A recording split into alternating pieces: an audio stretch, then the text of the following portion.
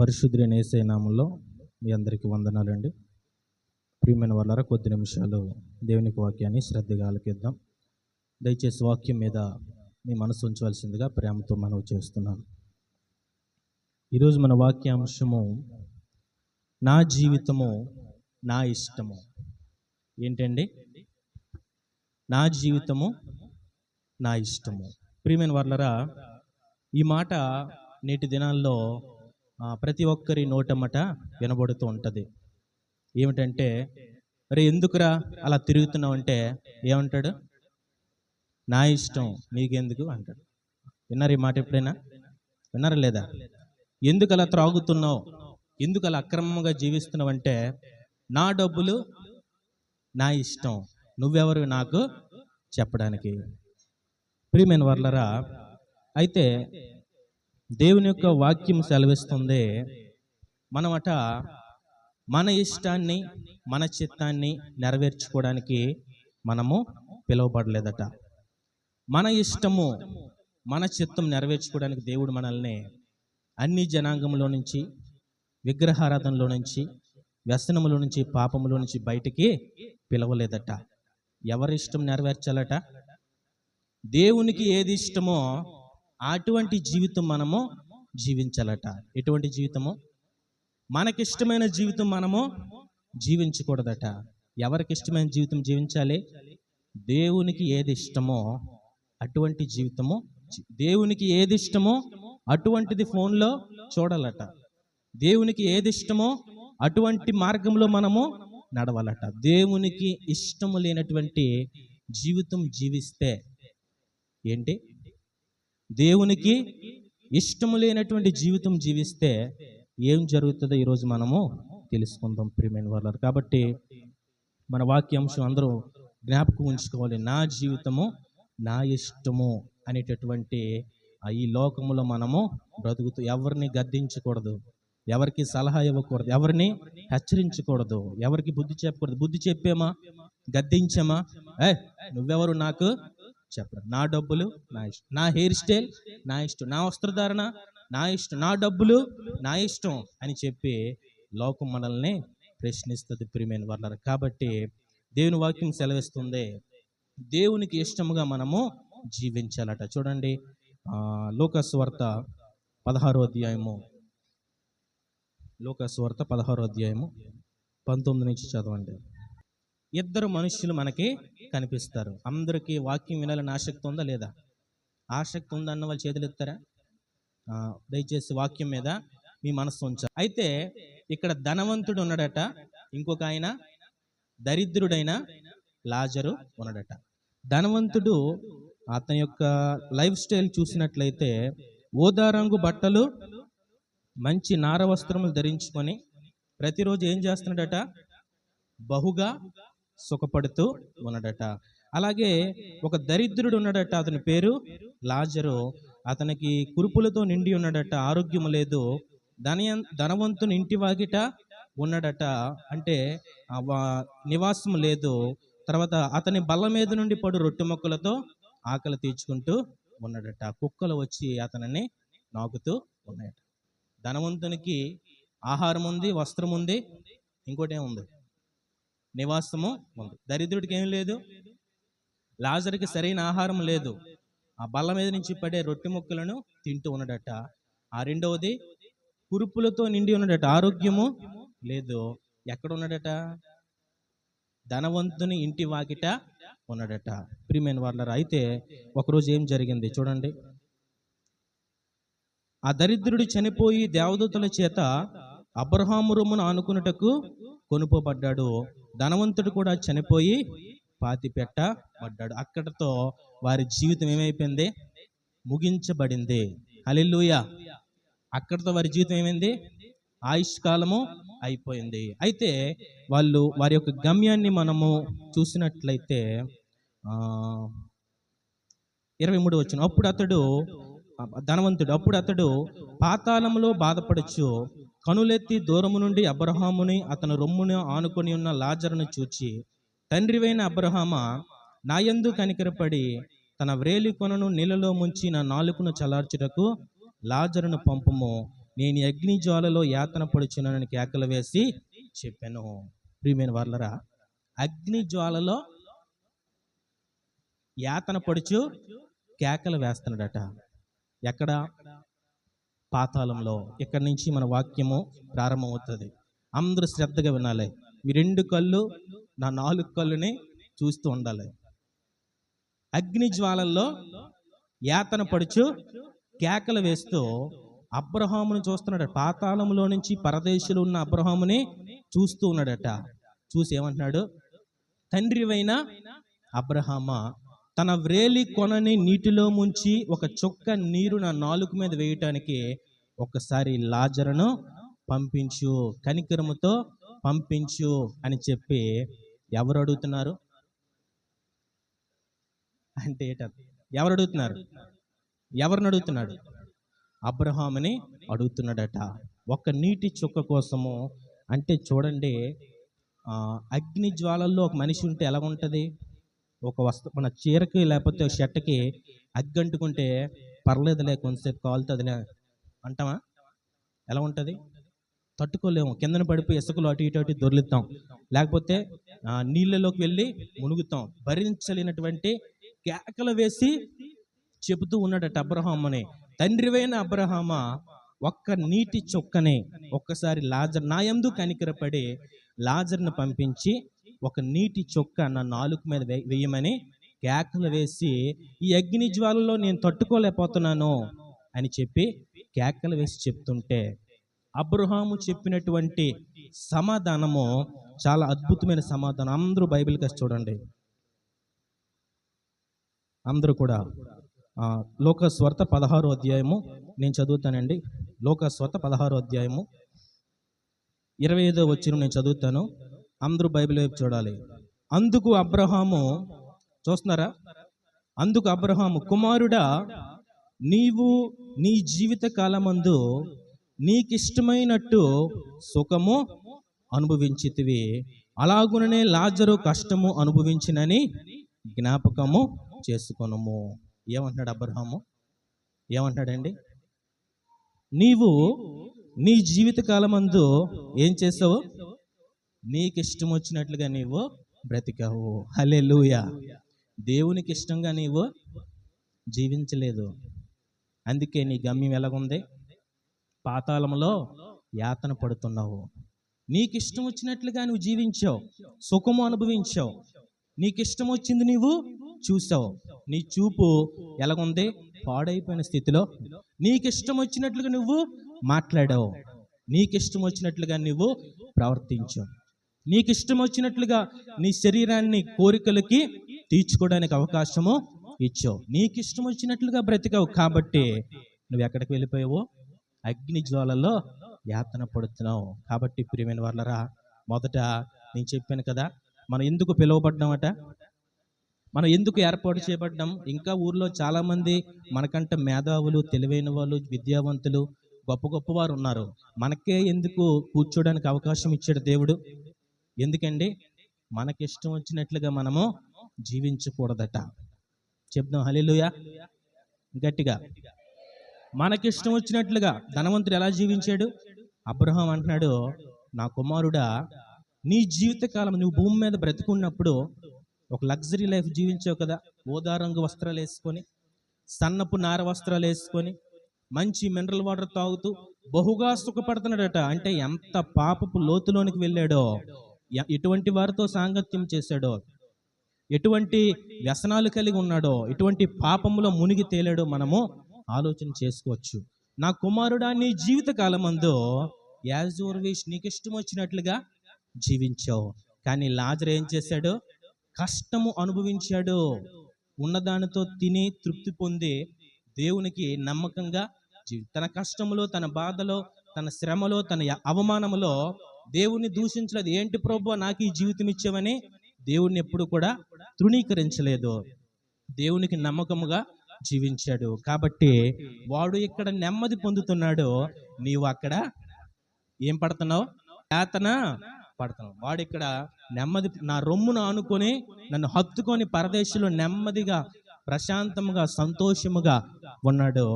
నువ్వు అక్కడ యాతన పడుతున్నావు, కేకలు వేస్తున్నాడట ప్రియమైన వాళ్ళరా. కాబట్టి మనకిష్టం వచ్చింది చూడకూడదు టీవీలో.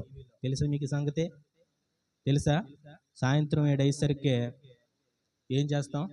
మనకిష్టం వచ్చింది చూస్తాం. యవనస్తులు ఏదో ఒక రూమ్లోకి వెళ్ళిపోయి ఫోన్ తీసుకొని అతనికి ఇష్టం వచ్చింది లేక ఆమెకి ఇష్టం వచ్చింది చూస్తాడు.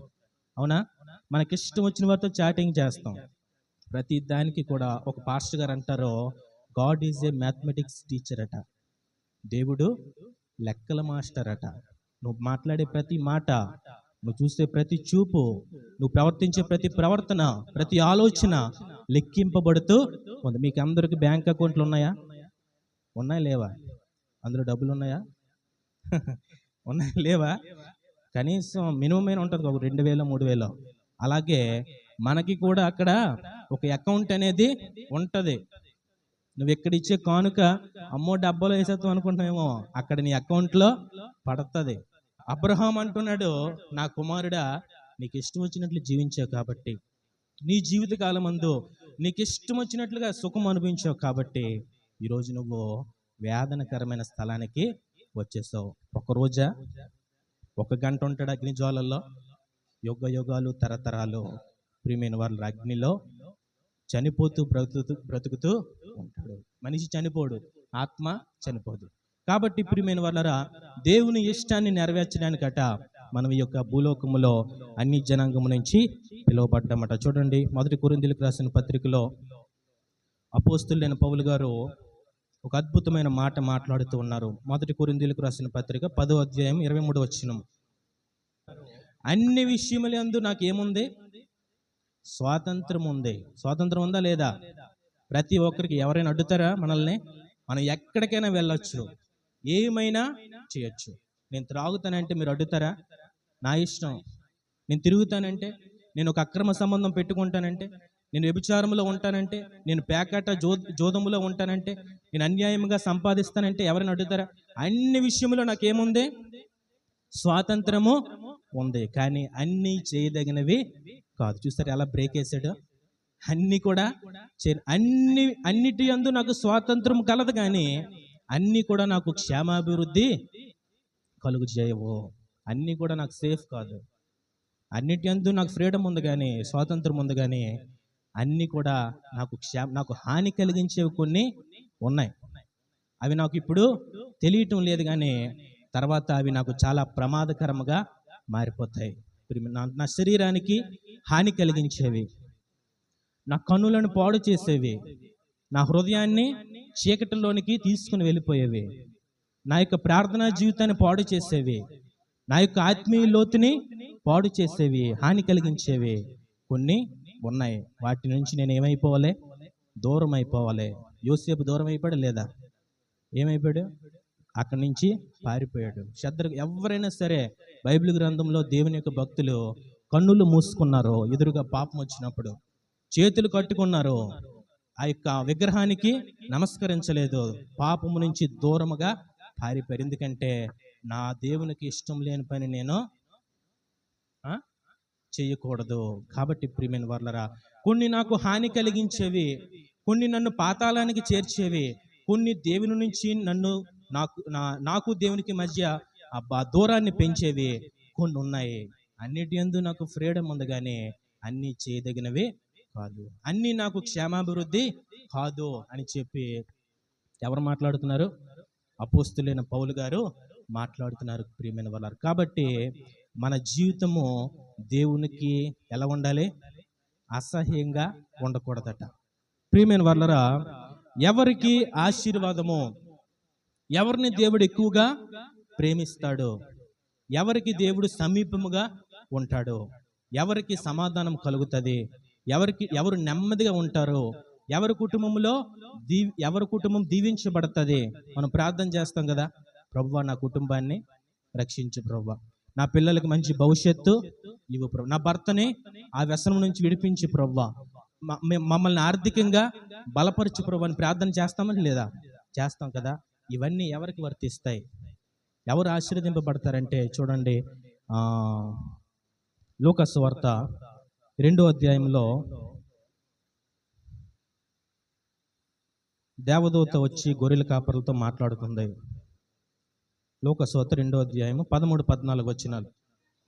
ప్రియమైన వాళ్ళ దేవదూత క్రిస్మస్ సందేశంలో ఈ వాక్యం ఉంటుంది. దేవదూతట గొర్రెల కాపరులతో మాట్లాడుతుంటే వెనకాతల పరలోక సైన్య సమూహము, హల్లెలూయా, అంటే కోటాను కోట్ల దేవదూతల సమూహము, పరలోక రాజ్యం అంతా కూడా దేవునికి స్తోత్రం చేసి ఒక మాట మాట్లాడుతున్నాయట.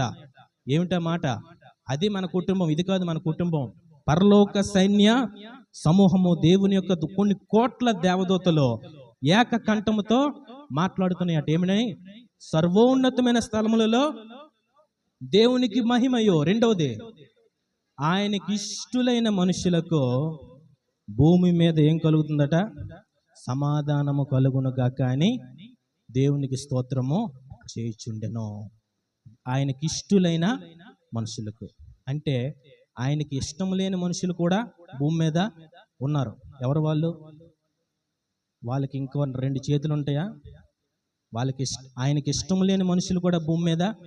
ఎవరి హృదయం అయితే గర్వముతో ఉంటుందో, ఎవరి హృదయం అయితే అతిశయముతో హెచ్చింపుతో ఉంటుందో, ఎవరైతే ఎన్నిసార్లు గద్దించినా లోబడకుండా ఉంటారో, ఎన్నిసార్లు హెచ్చరించినా సరే దేవుని మార్గంలోనికి రారో, ఎన్నిసార్లు కొట్టినా సరే లొంగరో, ఏం చేస్తాం ప్రియమైన వాళ్ళరా?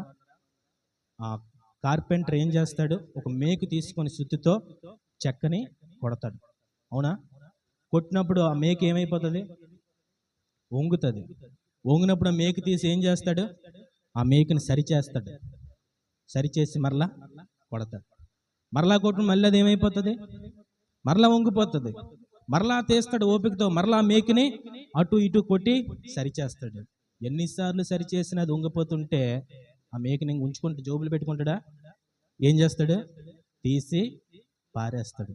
దాంతో యూజ్లెస్, పనికిరాదు అనమాట ప్రియమైన వారు. కాబట్టి ఇక్కడ దేవుని యొక్క పరలోక సైన్య సమూహము ప్రియమైన వాళ్ళరా, ఆయనకి ఇష్టులైన మనుషులకి మీద ఆ భూమి మీద సమాధానము కలుగును గాక అని గాన ప్రతిగానములు చేస్తూ ఉన్నాయి. కాబట్టి ఈ భూమి మీద మనం బ్రతికున్నప్పుడు ఎలా జీవించాలట? ఆయనకి ఇష్టముగా జీవించాలట. కీర్తనల గ్రంథం 18వ అధ్యాయంలో దావీదు తన సాక్ష్యం చెప్తున్నాడు. కీర్తనల గ్రంథము 18వ అధ్యాయము 3-6 వచనాలు. 3వ వచనములో, నా శత్రువుల చేతిలో నుండి నన్ను రక్షించును, మరణ పాశములు నన్ను చుట్టుకొని ఉన్నాయి, భక్తిహీనులు వరద పొర్లు వలె నా మీద పడి బెదిరిస్తున్నారు, పాతాళపు పాశములు నన్ను అరికట్టి ఉన్నాయి, మరణపు ఊరులు నన్ను ఆవరించి ఉన్నాయి, నేను నా శ్రమలో ఉన్నాను. చూడండి ఎంత అలా రాశాడంటే, ఎంత శ్రమలో, ఎంత కష్టములో, పీకల్లోతో ఇబ్బందిలో ఉన్నాడు ప్రియమైన వాళ్ళారా. ఏమంటున్నాడు? నా శత్రువుల చేతిలో నేను ఉన్నాడట, మరణ పాశములు ఉన్నాయట, భక్తిహీనులు బెదిరిస్తున్నారట, పాతాళపు పాశములు అరికడుతున్నాయట, మరణపు ఊరులు ఆవరించి ఉన్నాయట. అయితే తన శ్రమలో తన దేవునికి ప్రార్థన చేస్తూ ఉన్నాడట. హల్లెలూయా, గట్టిగా చెప్తాం హల్లెలూయా.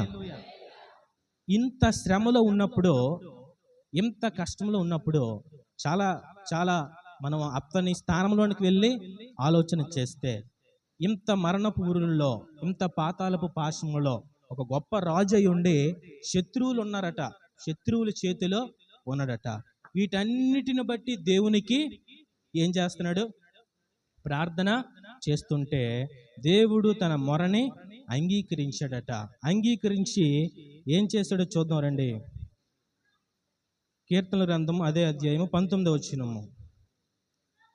విశాలమైన స్థలమునకు ఆయన నన్ను తోడుకొని వచ్చెను, నేను ఆయనకు ఇష్టుడను గనుక ఆయన నన్ను ఏం చేశాడట? తప్పించాడట. మరొకసారి హల్లెలూయా. నేను ఆయనకు ఇష్టుడను గనుక దేవుడట ఆ శ్రమల నుంచి, ఆ మరణము నుంచి, ఆ శత్రువుల చేతుల నుంచి దావీదుని తప్పించాడట. కారణం ఏంటి? మంచి ఎంఎస్సి చేశాడనా, ఎంబీబీఎస్ చేశాడని? ఏం చేశాడని? ఆ మరణము నుంచి, ఆ పాతాళపు పాశం నుంచి, ఆ భయంకరమైన ఊబిలో నుంచి తన శ్రమలో నుంచి దేవుడు తప్పించాడట. ఎందుకు తప్పించాడట? నేను ఆయనకు ఇష్టుడను కాబట్టి ఆయన నన్ను తప్పించాడు. కాబట్టి ప్రియమైన వాళ్ళరా, దేవుడు నీ భారాన్ని తొలగించాలంటే, దేవుడు నీకున్న కష్టాన్ని తొలగించాలంటే, నీకున్న శ్రమ నుంచి విడిపించాలి, నీకు అన్నిటిని తొడవాలంటే నువ్వేం చేయాలి? ఆయనకి ఇష్టముగా జీవించాలి. ఆయనకి ఇష్టం లేనిది నీ హృదయంలో ఉండకూడదు. ఆయనకి ఆయాసకరంగా, ఆయనకి ఇబ్బందికరంగా ఉంటే నువ్వు ఇంకా ఆ కష్టంలోనే ఉండిపోతావు. ప్రియమైన వాళ్ళరా, దేవుడు నిన్ను తప్పించాలి, దేవుడు నిన్ను హెచ్చించాలి. నీ చదువులో, నీ భవిష్యత్తులో, నీ వ్యాపారంలో, నీ చేతి పనిలో నిన్ను ఆశీర్వదించాలి. నీ కుటుంబాన్ని ఎత్తి పట్టుకోవాలి. నువ్వు ఎక్కలేనంత ఎత్తైన శిఖరం మీదకి నువ్వు ఎక్కాలి అంటే మొట్టమొదటి నువ్వు చేయవలసిందంటే, నేను ఆయనకి ఇష్టడును కాబట్టి. చూసారా దావీదు, నేను ఆయనకి ఏమంటున్నాడు? నేనంటే ఆయనకి ఇష్టము కాబట్టి. దావీదు ఏమంటాడు? నా హృదయం ఎలా ఉంటుందో దావీదు నా హృదయాన్ని అనుసరిస్తూ నడుస్తాడు. హల్లెలూయా. నేనంటే నా దేవునికి ఇష్టము కాబట్టి నా శ్రమలో నుంచి, నా కష్టం నుంచి దేవుడు నన్ను తప్పించాడు. ఎంత గొప్ప సాక్ష్యం అండి, చెప్పగలమా? కాబట్టి ప్రియమైన వాళ్ళరా, అబ్రహాం అంటున్నాడు, నీకు ఇష్టం వచ్చినట్లుగా జీవించావు కాబట్టి నువ్వు పాతాళానికి వెళ్ళిపోయావు. దావీదు అంటున్నాడు, నేను నా దేవునికి ఇష్టడిని కాబట్టి ఈ మరణ పాశముల నుంచి, ఈ భక్తిహీనుల చేతిలో నుంచి, ఈ శత్రువుల చేతిలో నుంచి, నా శ్రమలో నుంచి దేవుడు నన్ను తప్పించడానికి, విడిపించడానికి కారణం ఏంటంటే యేసు ప్రభువుకి నేనంటే చాలా చాలా చాలా ఇష్టము. హల్లెలూయా. చూడండి, మరొక వచనం చదువుకుందాం. ఒక ఆయన ఒక సాక్ష్యం పొందుకున్నాడట. హెబ్రీలకు రాసిన పత్రిక 11వ అధ్యాయం, సమయం అయిపోతుంది. హెబ్రీలకు రాసిన పత్రిక 11వ అధ్యాయం 5-6 వచనాలు. ఒక సాక్ష్యం ఉందట. ఎవరికి? హానోక్కి. అతడట, మనుషులందరూ మనం ఏమైపోతాం? ఒక రోజున చనిపోతాం లేదా? కానీ ఆయన చనిపోకుండా పరదేశికి కొనుపోబడ్డాడట. దేవుని వాక్యము సెలవిస్తుంది, సత్యము. అతడు మరణము చూడకుండా పరదేశికి కొనుపోబడ్డాడట హానోకు. అయితే అతడు కొనుపోబడక ముందు, అతడు కొనుపోబడ్డానికి కారణం ఏమిటి అని ఆలోచన చేస్తే, దేవునికి అతనంటే చాలా చాలా ఇష్టమట. హల్లెలూయా. మరణము చూడకుండా హానోకు పరదేశికి, దేవుని రాజ్యానికి వెళ్ళిపోయాడు. అతడు కొనుపోబడక మునుపు, చదవండి, నేను తీయలేదు. అతడు కొనుపోబడక మునుపు దేవునికి ఇష్టుడై ఉండెనని సాక్ష్యము పొందెను. హల్లెలూయా. ఏ సాక్ష్యం పొందుకున్నాడు? అరే, హానోకు దేవునికి చాలా ఇష్టమైనటువంటి వాడు. ఎందుకంటే దేవునికి ఇష్టముగా జీవిస్తాడు. దేవునికి ఇష్టం లేని పనులు, దేవునికి ఇష్టం లేని చూపు, దేవునికి ఇష్టం లేని మాట, దేవునికి ఇష్టం లేని హృదయము అతనిలో ఉండదు. అటువంటి సాక్ష్యము పొందుకున్నాడట. మీకు విషయం తెలుసా? ఓ దైవ సేవకుడు అన్నారు, మనం ఎప్పుడు దేవుని రాజ్యానికి వెళ్తాం తెలుసా? పరలోక రాజ్యానికి. నీ గురించి నీవు లేనప్పుడు నీ భర్త, నీ ఎదురింటి వారు, నీ పక్కింటి వారు, నీ బంధువులు నీ గురించి సాక్ష్యం చెప్పాలట. In your absence. నువ్వు లేనప్పుడు, నీవు ఉన్నప్పుడు, అమ్మో చిన్నబాబు చాలా మంచోడండి అని అందరూ చెప్తారు లేదా? ఇప్పుడు మీకు చెప్పాను అనుకో, అమ్మ నా గురించి చెప్పంటే నువ్వు సూపర్ బాబు అంటారు. అవునా? అలా కాదు.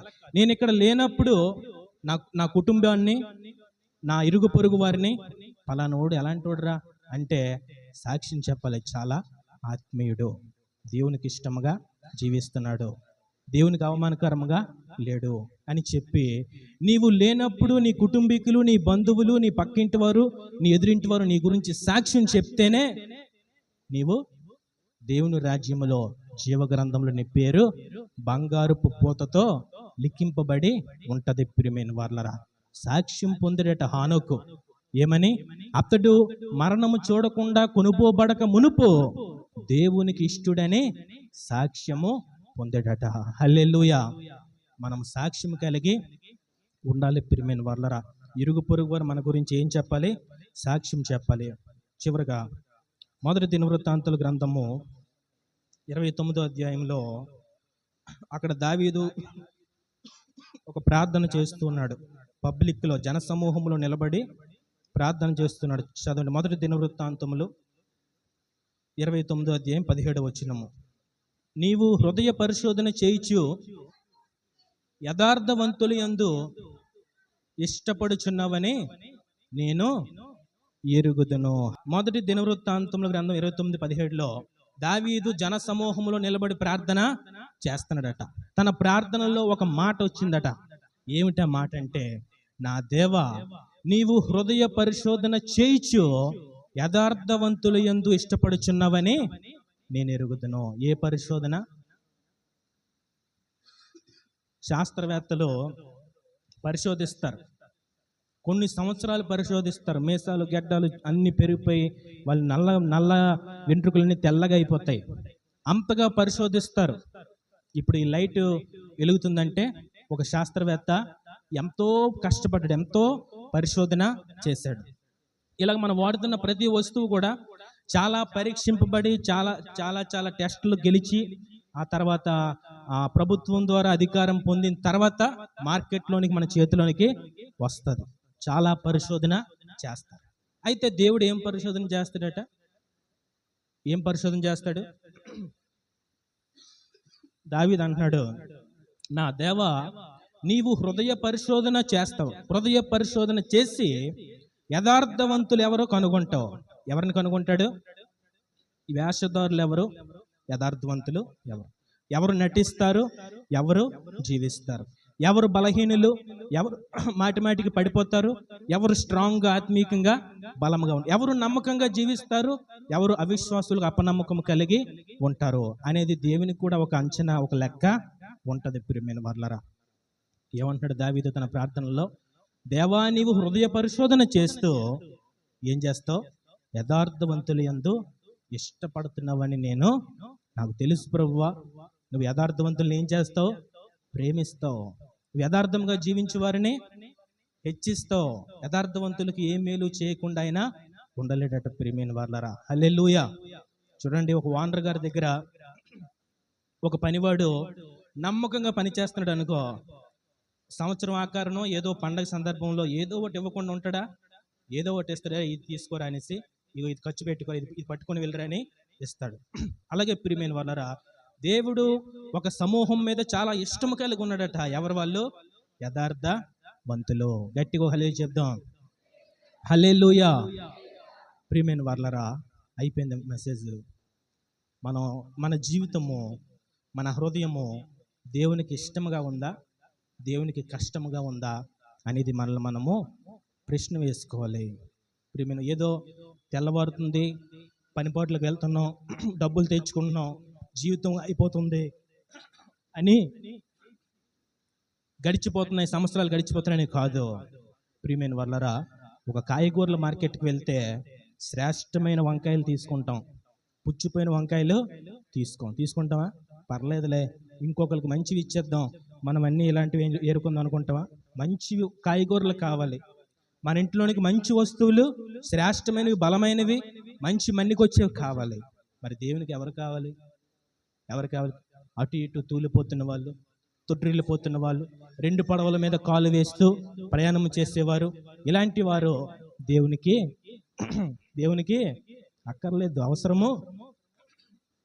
అవసరం లేదు. ప్రియమైన వారు, దేవునికి ఎవరు కావాలంటే యథార్థవంతులు, నమ్మకమైన వారు, పరిశుద్ధతను కాపాడుకునేవారు, ప్రార్థనా జీవితం కలిగి ఉన్నవారు కావాలి. ప్రియమైన వారు, వారిని దేవుడు ఇష్టపడతాడట. పరలోక సైన్య సమూహము గట్టిగా కేకలు వేసి చెప్తున్నాయి, భూమి మీద ఆయనకి ఇష్టమైన మనుషులకు సమాధానము కలుగును గాక అని చెప్పి. ప్రియమైన వారలారా, అబ్రహాం మాట్లాడుతున్నాడు, కుమారుడా, నీకు ఇష్టం వచ్చినట్లు నీ భూమి మీద బ్రతికి ఉన్నావు కాబట్టి నీవు చాలా దూరముగా నీ శిక్షని అనుభవిస్తూ ఉన్నావు. హానోకు ఒక సాక్ష్యం పొందుకున్నాడట. ఏమిటా సాక్ష్యము?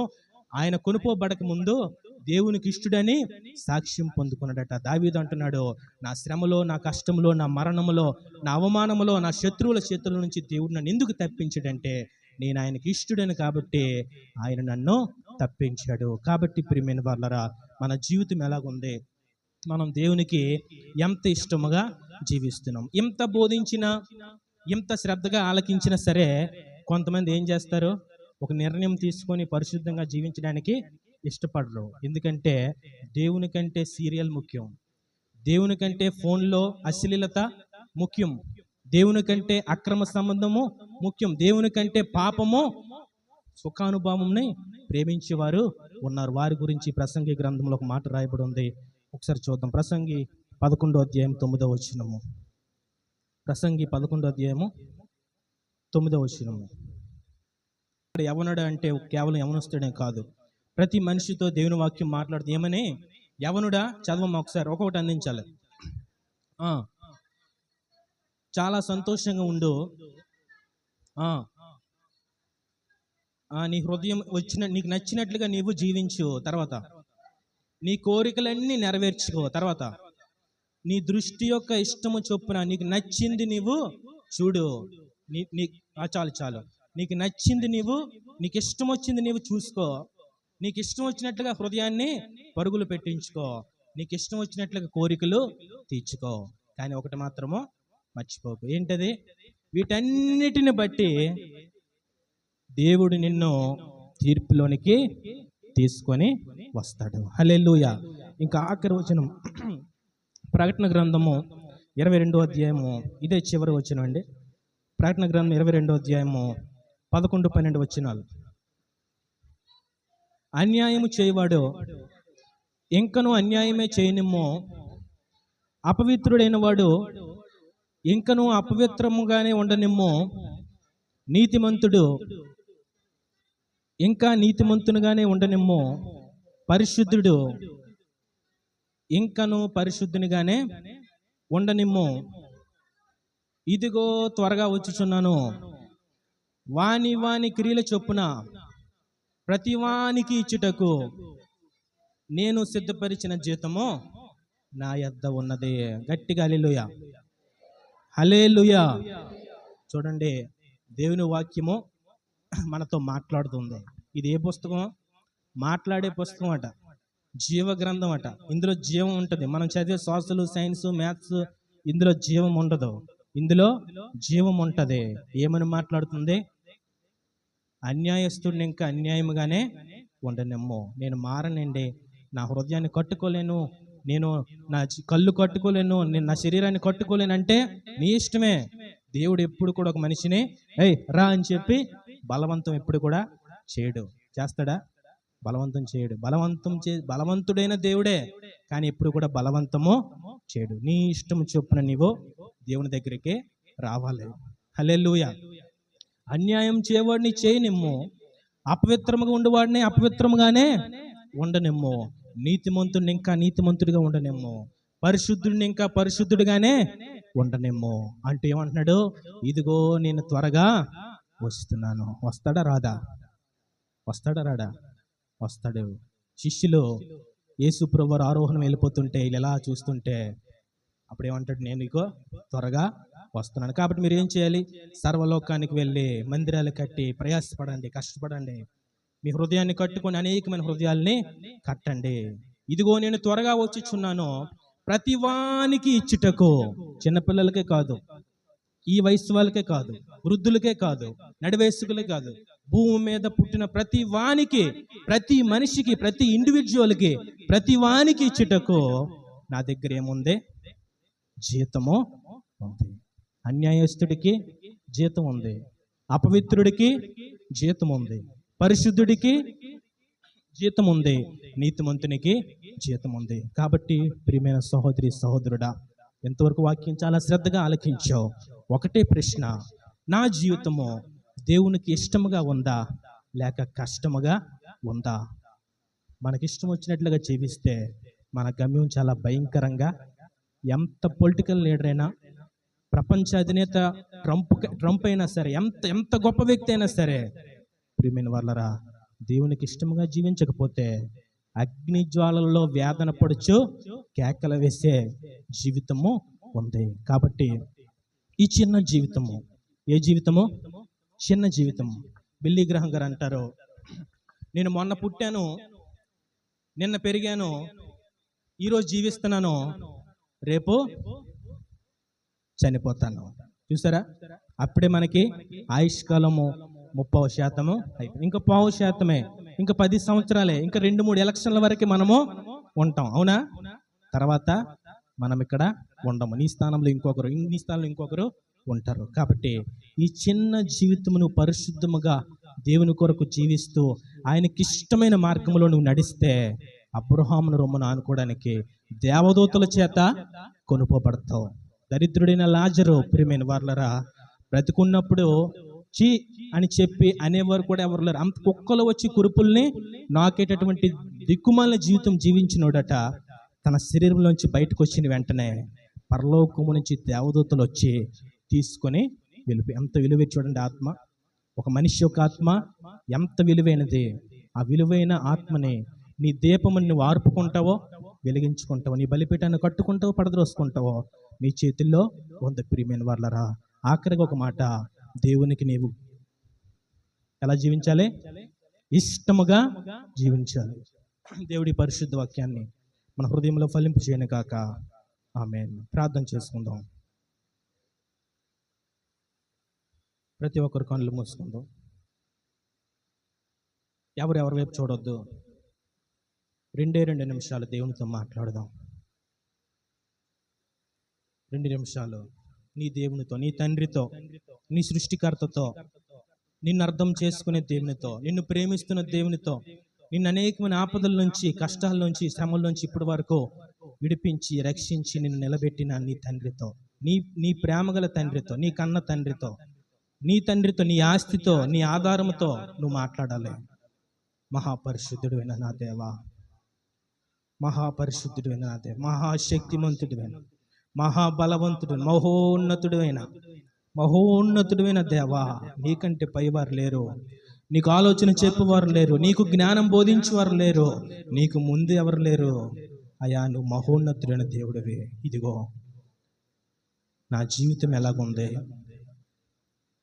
నా హృదయం ఎలాగుంది, నా భక్తి ఎలాగుంది, నా ప్రార్థన ఎలాగుంది, నా ఆత్మీయత ఎలాగుంది, నేను నీకు ఇష్టముగా ఉన్నానా లేక నీకు ఆయాసకరంగా ఉన్నానా? నా కొరకు దేవా, సిలువలో పరిశుద్ధమైన రక్తాన్ని కార్చి నీ యొక్క దేహం అంతా చీల్చివేయబడి, ఒకడు భూమిని దున్నునట్లుగా నీ యొక్క శరీరం దున్నబడింది. ఎవరి కోసం? నా కోసమే కదా, నన్ను ప్రేమించే కదా, నా మీద ఇష్టపడే కదా, నేను రక్షణ పొందాలని, నీకు ఇష్టమైన హృదయం కలిగి ఉండాలనే కదా. అయ్యా, నన్ను క్షమించి,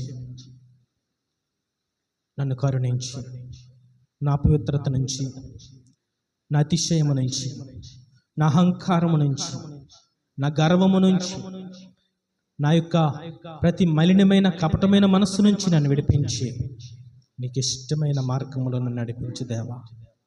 నేను ఆయనకి ఇష్టడును గనుక ఆయన నన్ను తప్పించినని దావీదు మాట్లాడుతున్నాడు ప్రభు.